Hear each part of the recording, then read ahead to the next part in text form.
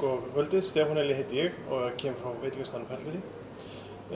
Ég vann Taste of France og út frá því fékk ég að fara út og horfa á Book Store keppnina og vann á Auberge de Lis, 3 stjörnu Michelin-stað. Þegar ég lauk námið þá flutti ég til Frakklands og bjó þar í heilt ár og vann hjá vinum mínum Philippe Girardon sem rekur staðinn Domaine de Clairefontaine og lærði helling þar.